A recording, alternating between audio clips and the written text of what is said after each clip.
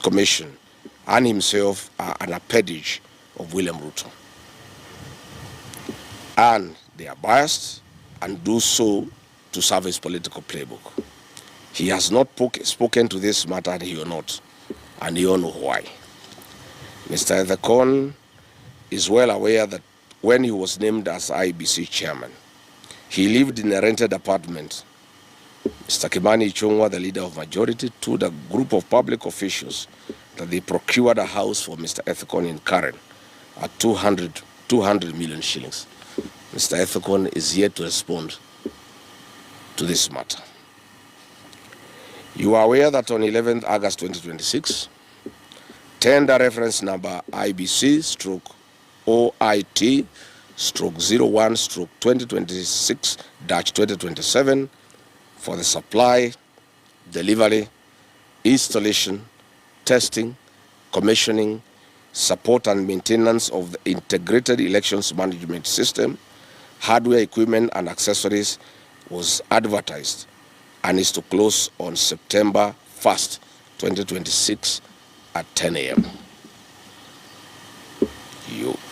You are all aware that Kenyans do not know is that the tender process and the result has already been preconceived and is awaiting rubber stamping to Miru, M-I-R-U, Systems Company Limited of South Korea.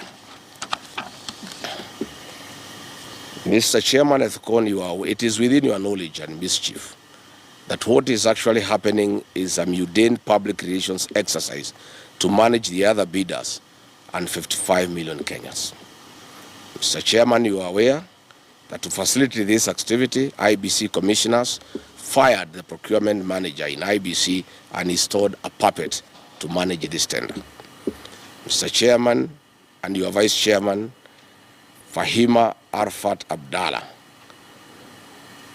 have been compromised as the drivers of this tender process against the concurrence and the wishes of the other commissioners. Mr. Chairman, this is not the first time I'm raising an alarm on your Vice Chairperson. You will recall that during the by-elections in Magarini last year, this same Vice Chairperson was largely involved in the malpractices, and I made the matter public. You did nothing about it. This confirms that she was holding your brief and that you are the appointing authority. Mr. Chairman, with your concurrence, the PS for Interior, Remo Domolo, the PS for Immigration and Citizen Affairs, Mr. Belio Kipsang, have held meetings with Miru Systems Company Limited of South Korea. They are in the process of giving to the company access to the country's voter registration database for integration purposes. But Kenyans are asking, who is Miru Systems Company Limited? This is a South Korean company with a very bad history of rigging elections across the world. Their global failures are well documented, having faced allegations of faulty technology in Argentina, Philippines, and the DRC, where they deployed their equipment and technology. In 2018, Miru Systems Company Limited supplied BVR kits to the Democratic Republic of Congo. Reports show that they delivered the election equipment 6 months late. Following the controversy, the South Korean government publicly distanced itself from this company. In the Democratic Republic of Congo, in 2023, election observers reported that up to 45% of polling stations experienced equipment malfunctions, and this potentially excluded 17 million Congolese from voting. Again in Congo, illegible voters' cards were used and actual voters were removed from the roll of voters. Following Congo's 2018 and 2023 polls, the U.S. Treasury Department placed election commissions, then President and 2 of his deputies under sanctions for undermining the democratic process of institutions. In 2024, in the Philippines, the mock elections conducted using Miru's technology encountered fatal flaws.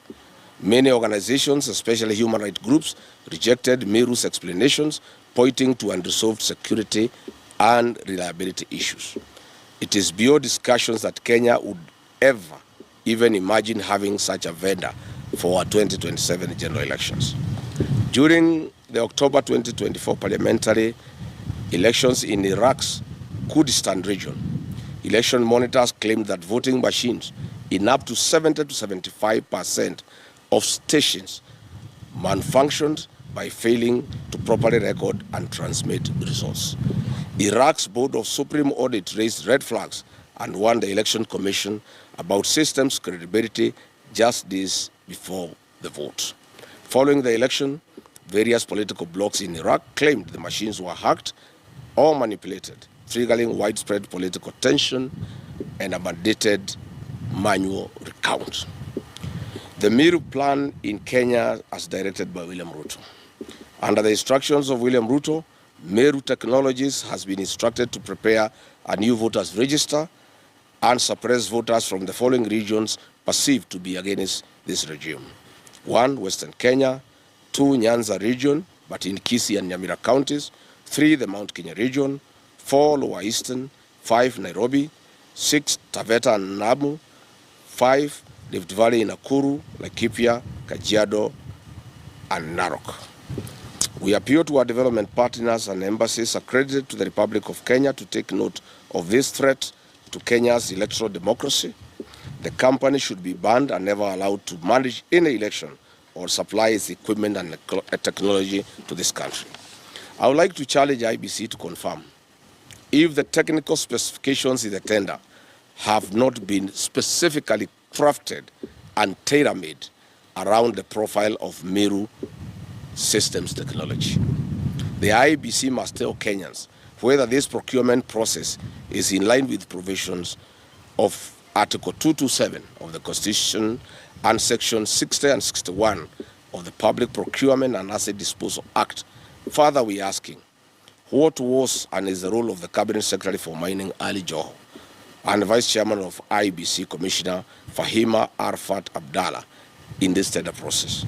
Can IEBC produce documentary evidence showing who drafted the technical specifications for tender number IBC/OIT/01/26/27, including all internal committee meetings, technical working papers, market surveys, approval records, and explain why the specifications mirror the capabilities associated with a single supplier identified in the market, rather than being expressed as performance-based and vendor-neutral requirement. Before publishing the tender, what market analysis did IEBC undertake to establish the multiple qualified manufacturers or system integrators could realistically satisfy every mandatory technical requirement, and how many suppliers were identified as capable of meeting the specifications without requiring exceptions or waivers? How come and why did the IEBC formulate mandatory experience and qualification requirements that absolutely correspond with the operational history of Miru Technologies, instead of adopting proportionate, objective, and outcome-based eligibility criteria as required under the Procurement Act? And what technical justification exists for each restrictive qualification? What a clever coincidence, Mr. Ethicon. How come and why does the tender document contain numerous provisions requiring IEBC to insert, specify, or determine technical standards later, which stimulously imposing rigid mandatory requirements elsewhere? And how can bidders prepare comparable and responsive tenders where essential specifications remain undefined or internally contradictory?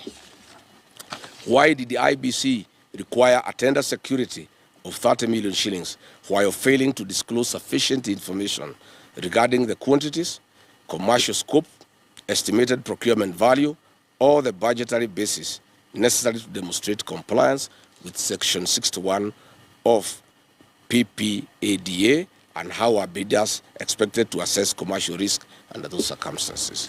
Finally, given that the Constitution requires procurement to be fair, equitable, transparent, competitive, and cost-effective, what safeguards did IEBC implement during the drafting stage to ensure that no manufacturer's proprietary, architecture, certification,